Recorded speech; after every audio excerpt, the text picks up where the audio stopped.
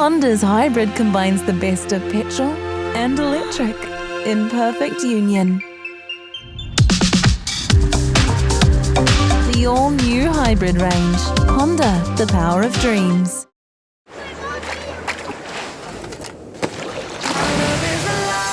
Introducing the all-new Subaru Forester with next-generation strong hybrid and over 1,000 kilometre range.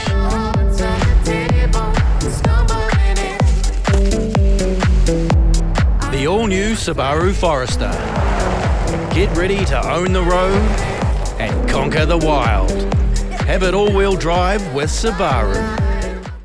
Welcome to Tarmac Life. We're here for the fun toys, cars, SUVs, utes, flights, hotels, because the journey matters too, and even the odd motorbike when we feel like living dangerously. Epic drives and unforgettable experiences, all served up with plenty of banter and zero boring nonsense.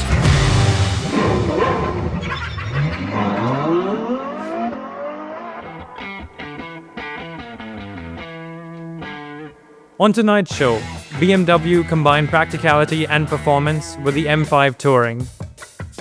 We get plugged in to Ford's Ranger PHEV. Harry tells us the difference between all-wheel drive and four-wheel drive. And Mahindra's SUV goes compact with the 3XO.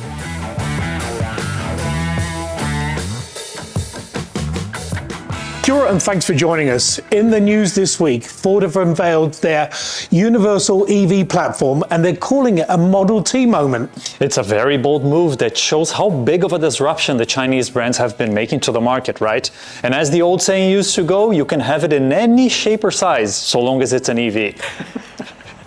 Well, I'm pretty sure that's not how the saying went, but I'll leave you to debate that online.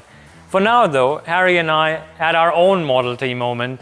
But the model was in BMW M5 and the T stands for Touring. Roll the tape.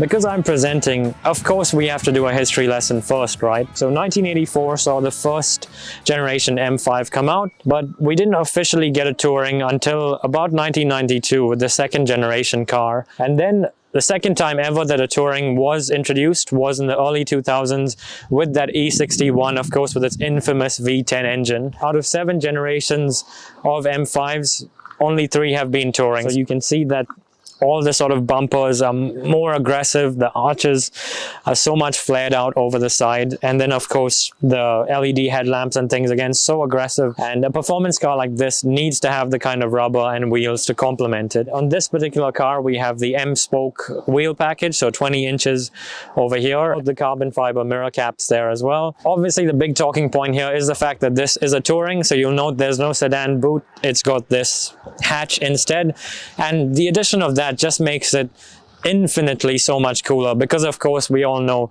performance wagons are cool no matter who you are. The LED tail lamps, the flared arches, you get 500 liters of boot space in here, and when you fold the seats down that becomes something like 1,600 liters, so it's got a ton of space. Close the tailgate and I get to talk about this split M diffuser, which hides these quad exhausts which really do work. Even though this is the Touring, underneath, it's the same sort of architecture and powertrain as the sedan. So we have in the front here a 4.4 liter twin turbo V8. So you get 535 kilowatts of power, 1,000 Newton meters, and that is about 727 horsepower is what those two figures equate to.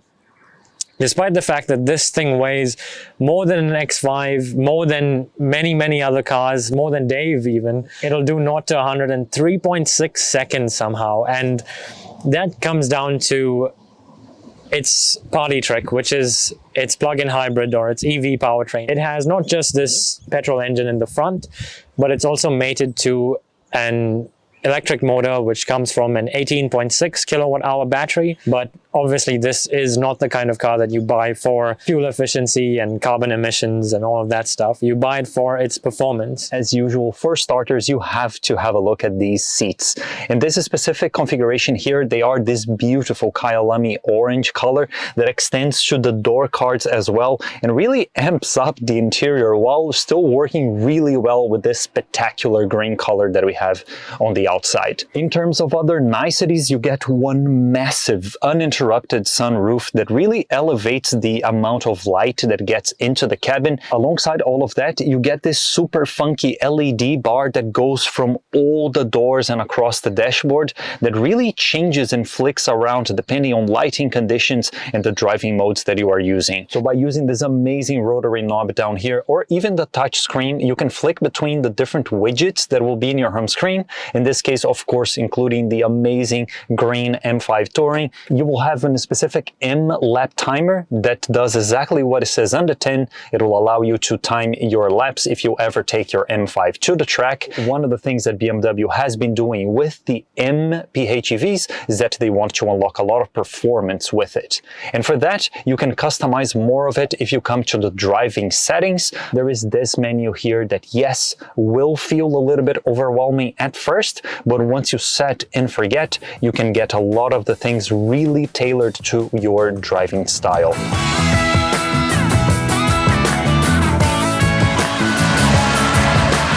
BMW's vehicles themselves, they are already thought to be this one car solution for a lot of things, right? Then on top of that, you also already get the M5, which is this executive sedan that can do a lot of things. Then you add to that the PHEV element, and then on top of that being the Touring. So it's just climbing those steps of being really usable and go anywhere, do anything kind of car. But it's all about being able to do this electric driving in the city and allowing for daily commute in zero emissions, while still not getting rid of the V8, which is not something that we can say about all the competition. From a standstill to a launch, it is almost physics defying, and to a certain degree it is also a little bit on the bends as well, because it has heaps of mechanical grip and the tires are amazing, and of course there is a lot of work on the suspension.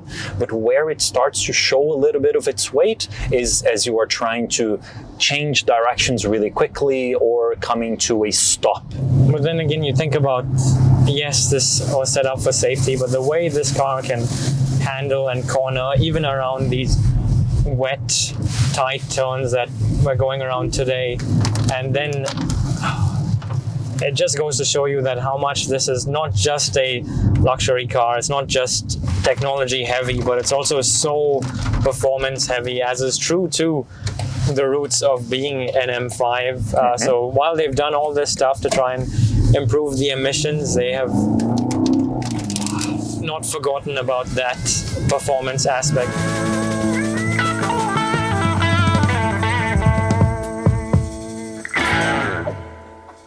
So having driven the sedan, the M5 sedan, I have to say that I'm actually quite jealous about the Touring, because really that extra space, why would you have an SUV? It's got everything in just one big package.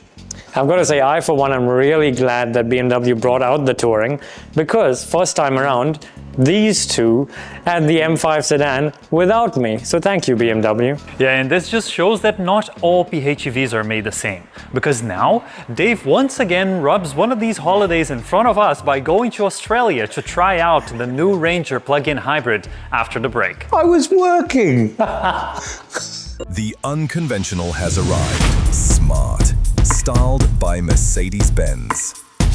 Powered by Brabus. Nothing unnecessary, everything intentional. 100% electric performance. Start your electric journey now. Book a test drive at your local smart dealer.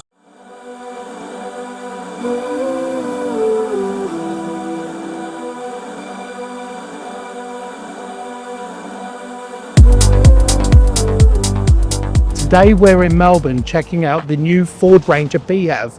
It's a ute that offers not only just more range, but also more Ranger. Now at first glance you'll see it, aside from the colour, it's hard to distinguish this from any other regular Ranger, and that's because the brief was to keep it with no compromises. It has to be a Ranger, so it still has to have the same towing capabilities, off-road capabilities, on-road capabilities, and really just be as Ford tough as it normally is. You've still got the C-clamp lamps, you've still got the big Ford grille, and also the Ranger sort of characteristics. So it really is still a very tough, strong Ranger. And then you take a look at what's under the bonnet. So what Ford have done is added a whole new powertrain to their PHEV motor, or to their PHEV Ranger.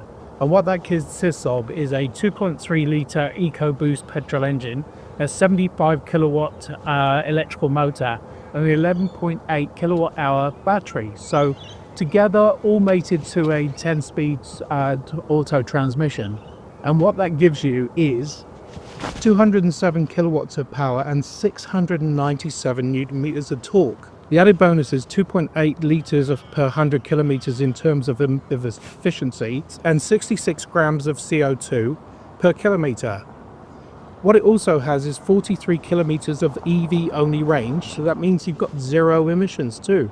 But once you drop down the tailgate, what you've got is, this is where the battery lies. So the bed has actually been raised an extra 31 millimeters, but don't worry about it, it still holds the same capacity, because they've made these little grooves at the front over there and also here, so you can still hold the same capacity. So nice little trick there. But the big thing I want to draw your attention to is this Pro Power on board. So this now not only is a really efficient ute, but it's also like a mobile generator. So these power outlets here can offer up to 6.9 kilowatts of drawing power, so you can do all your tools, empower your MIG welder, it can do your fridge, it can do whatever you want, all from this little power panel. Yeah, tremendous. And that can all be driven from what's inside. So once you are clicking on the buttons here, it becomes, like I said, a generator. It's very funky. So as you can see, the interior's basically the same as any other Ranger or any other modern Ranger you've been in. This being the top of the range, has got Storm Track written on the dashboard here, and also Storm Track on the seats here. The seats are leather, so they feel very comfortable and very supportive. But the big thing I want to grab your attention is this bit here. So once you push the button up the top here, you get for your Pro Power on board, and that gives you your generator mode. So like I said, this is a mobile generator, and it will tell you how many amps you're drawing or what the power is drawing depending on what's going on. And you can get it to the back here, so you can show what's going on in the rear tailgate there, and also in the power point just on the back seat. The other thing is there is an added button here called the EV mode, and so what you've got is, once you go onto the EV mode here, you've got different modes to go into. So you've got auto EV, and then you've also got EV now, then you've got EV later, and then the last one is basically EV charge. But the other thing is that there is zero compromise when it comes to your driving mode. So you've still got four-wheel automatic, you've got two-wheel high, you've got four-wheel high, and you've got four-wheel low, and also a diff lock. So this is absolutely no compromise in its driving ability, its off-road ability, and it's just a plus all the way around.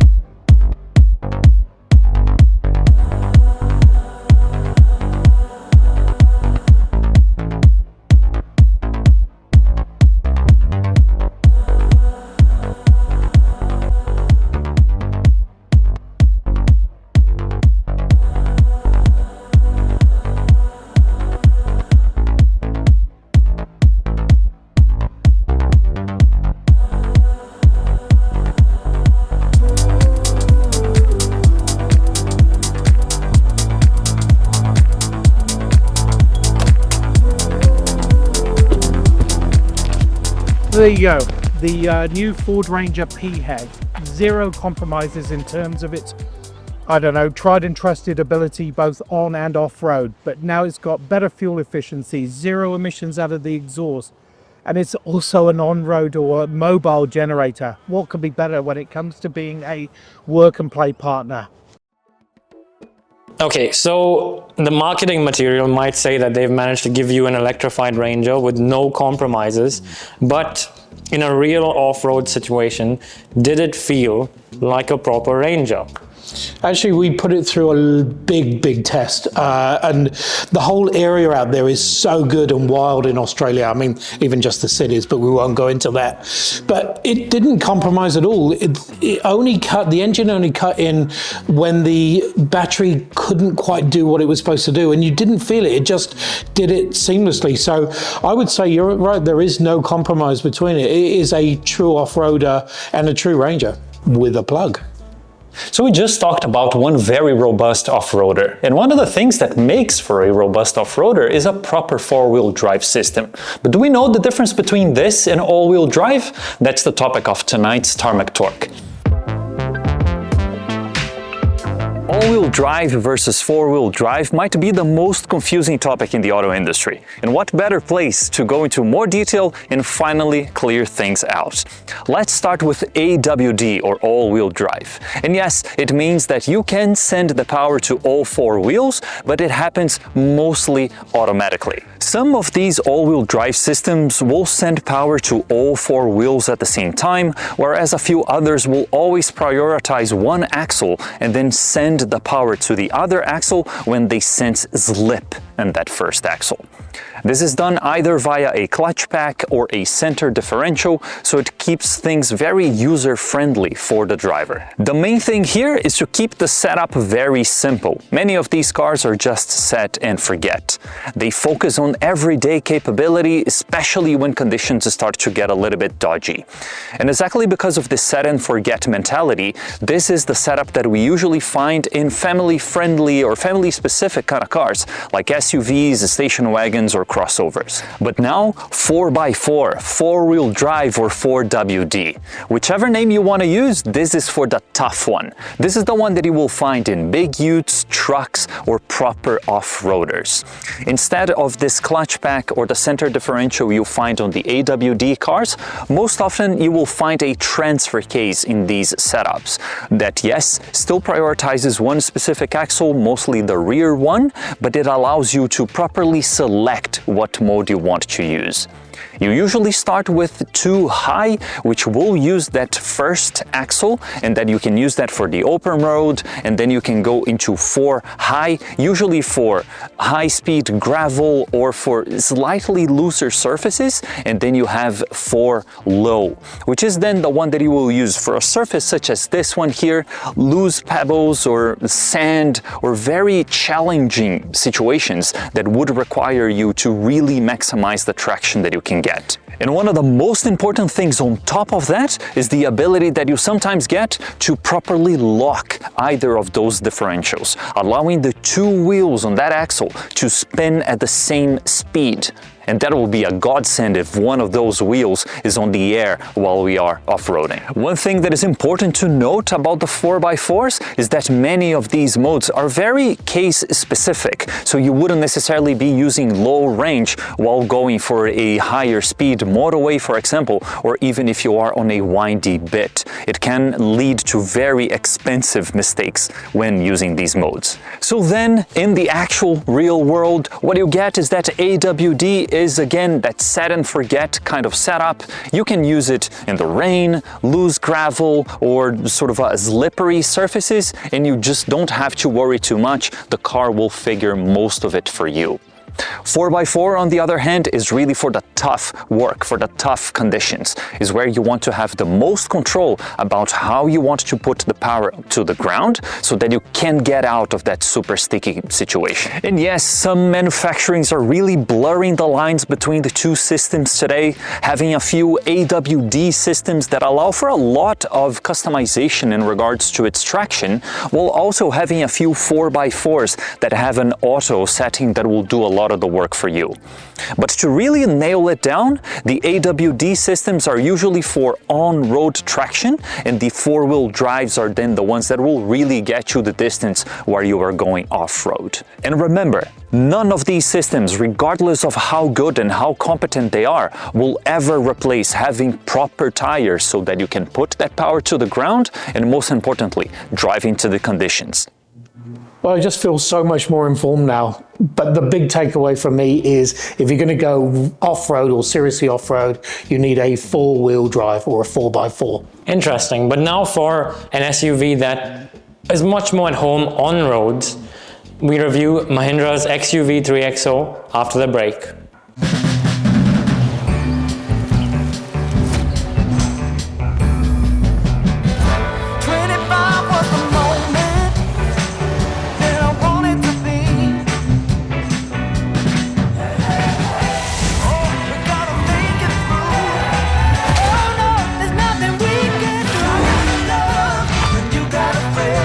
Discover a new kind of space with the all-new Škoda Kodiaq.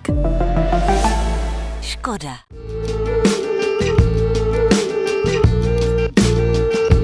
As far as this model goes itself, there is an AX5 and an AX7L.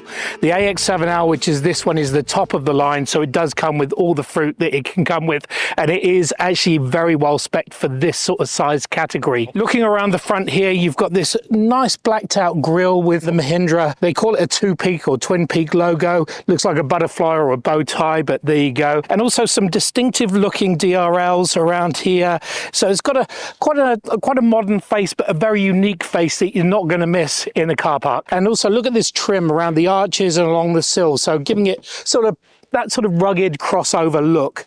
Thing to point out here is also there's a camera underneath these mirror caps here that gives you a view with looking backwards when you're putting the indicators on, so it adds a bit to that blind spot. The thing I do want to point out, they are building this product to a price, and it is hitting towards the ASX and the Corolla Cross, so it's sort of targeting those. But there are some areas where it is quite sharp and roughly finished, so things to point out those. And also, I mean, this sort of bit sticks out here, so there are some finishes that, even though they do quality check it and there are so many sort of pen marks around, there are a few things that does make it, you know, constitute built for a price. And they're calling these tail lights here infinity tail lights, but they do end there and there, so infinity does have an end, it would appear. And the other thing, I've spent quite a while looking for the way to get into this boot here, but it's under here. You've got to sort of get your fingers right out to get it, so there's no electronic tailgate, but it opens up really well to 364 litres of quite trunk space, so it's quite big for here. Under the bonnet here is a 1.2 litre turbocharged 3-cylinder engine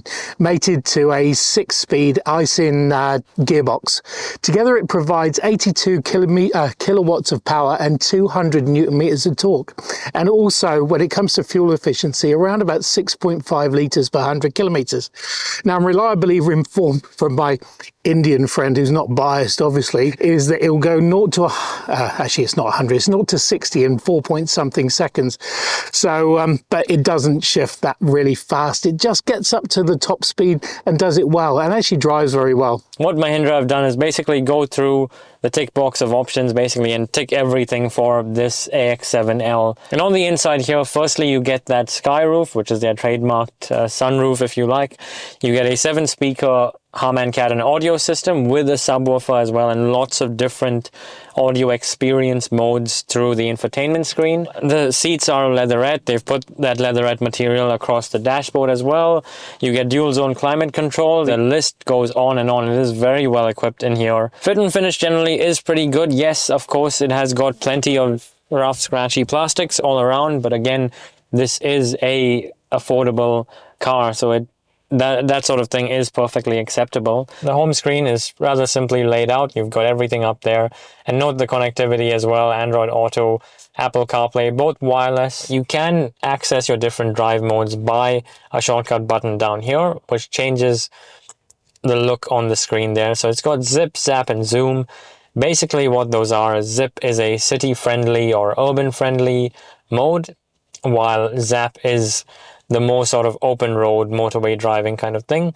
And then Zoom would be your sport or your more performance based mode, if you like, really extracting all that power from that 3-cylinder engine. Changing the drive modes through that shortcut button also changes the look of the screen in the middle. But not only that, it also changes the experience in the gauge cluster there. They're a brand that seem to be spending a lot of time over here really focusing on getting their cars right. So this car in particular has done so many Ks in New Zealand to get the suspension right and ready for us Kiwis to drive. And it does feel that way, even on this open poor sort of road that would normally be quite noisy and rough. It drives very smoothly. And although I have said it is built to a price, it feels quite, I mean, it's very spacious inside, and the fit and finish when you get in here is lovely. The steering wheel, all your touch points are nice and quite upmarket actually. And you do get so much in the way of equipment and also luxuries, if you like. Yes, at the top end, if you are trying to overtake, for example, it does struggle, it does run out of a bit of steam at that level, but for regular driving, the motorways, it's plenty, I think. Yes, at the end of the day, you know, there's some panel gaps, there's rough finishes, all of those things, but you have to remember that at this price point, there's not a lot that can compete with the level of equipment that this thing offers, which it just goes to show if your priority is on that. And it comes with what, 7-year warranty or something? It's quite a massive amount of warranty. So again, should things do go wrong, which you know, it's quality checked everywhere, I would say it's pretty well protected.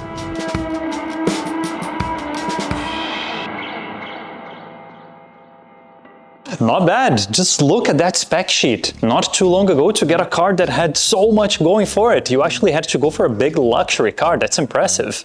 And I mean, if you take a look at the state of that segment, the compact SUV, it's become so busy and so competitive in recent years, so they had to bring their A game with a car like that. So there you have it. We've been on tour with the new BMW M5. We were shocked at how good the Ranger PHEV was.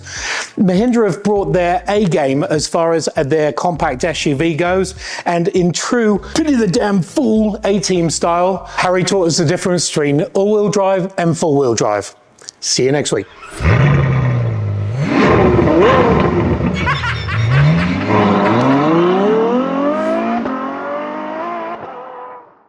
In the news this week, Ford have announced their... What have they announced? Was that good or is that too sexual? Did you say rubbing one out? Did you? No. Did you? I think it was even worse. I think I said you were rubbing one in our faces or something like that. There you have it. We've been on tour with the new M5, BMW M5. So there you have it. We've been on... So there you have it. We've been on... Hell. Feeling both of me. Now you know. I'm feeling both of you. I said plugged in at the intro, so you might want to say the new Ranger PHEV has us feeling electric.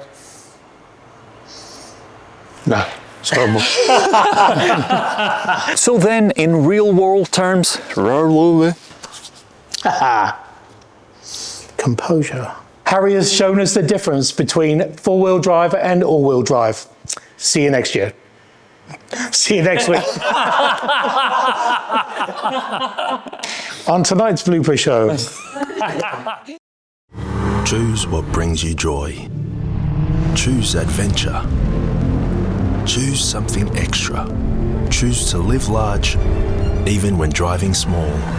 Choose to roar. Choose to lead the charge by going electric, or the best of both worlds with a plug-in hybrid. Choose to connect while disconnecting with the world around you. Life's a joy when you live it on your own terms. What will you choose? The BMW X Range.